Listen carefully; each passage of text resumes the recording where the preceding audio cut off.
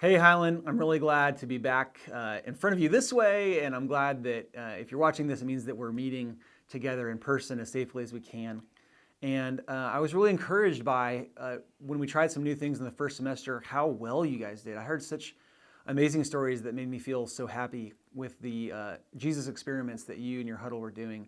And so we're going to keep doing that because we think it's really awesome how you as students have kind of taken the keys to the car of this experiment, and you're planning out what it means to follow the way of Jesus. And so I want to just give you some knowledge, some facts, and challenge you to think about something as we continue to talk about the way of Jesus. But I love how you guys are coming up with the therefore. So if this is true about Jesus, therefore we're going to try this. I love that you guys have been doing that.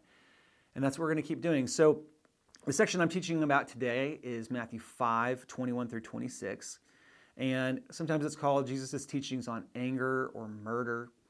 And it's a hard thing because anger is one of these things that is natural and normal. I think God gave us anger, and that there's no such thing as a bad emotion.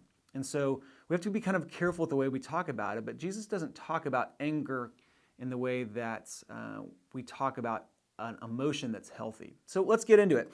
Up to this point, Jesus has been talking about the Old Testament and the law and how he is come to fulfill the law. And so you're going to hear, starting here in this passage and from then on, Jesus kind of used this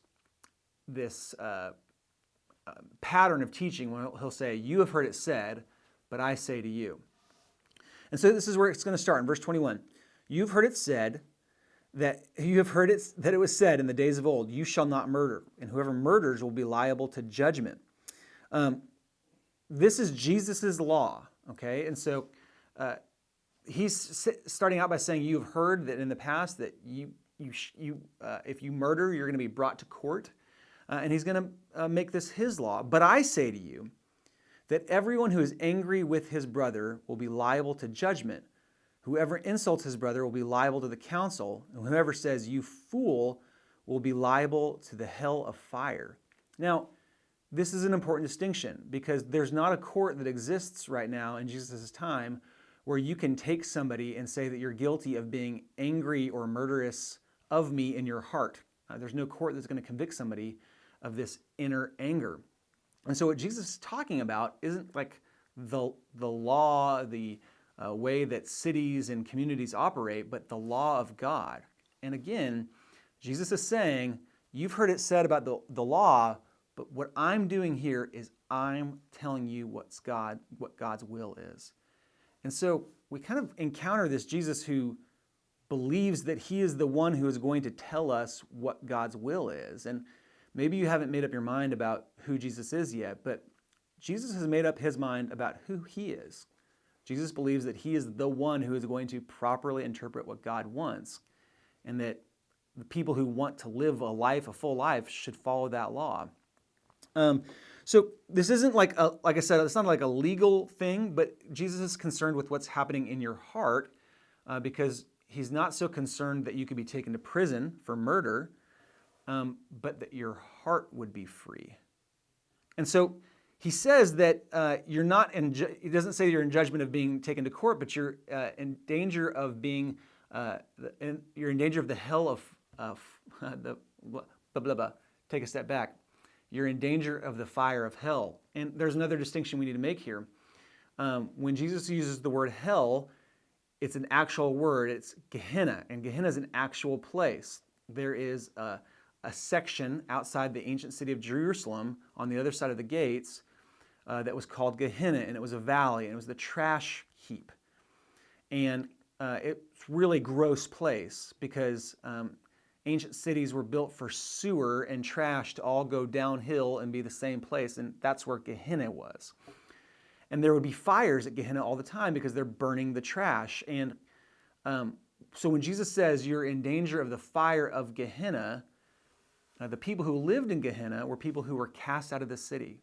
They were outcasts. They didn't live in community. And they were isolated and alone. And so when Jesus says you're in danger of the fire of Gehenna, your anger can drive you not necessarily to prison, but to be isolated, outcast, without community or family or home.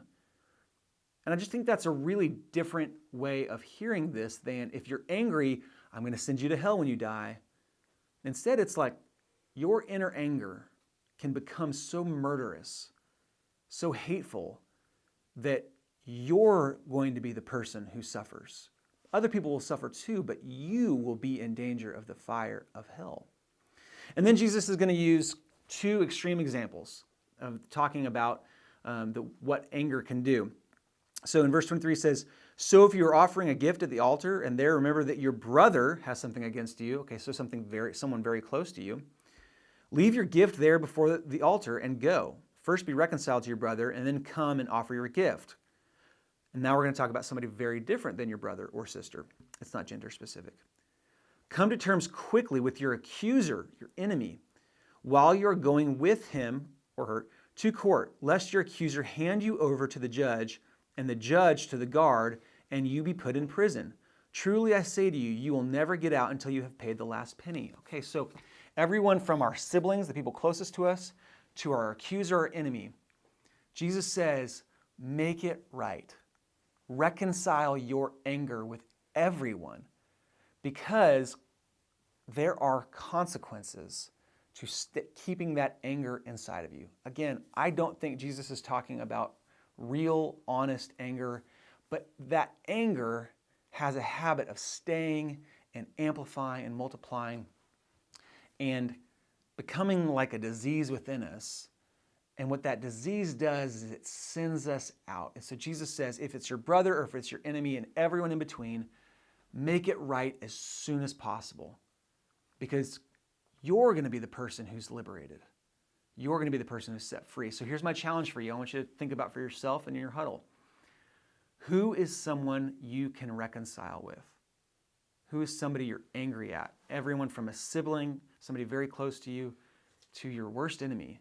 Is there something you can try this week where you can reconcile that anger and that debt can be repaid and that you will be set free? I'm excited to hear what you come up with.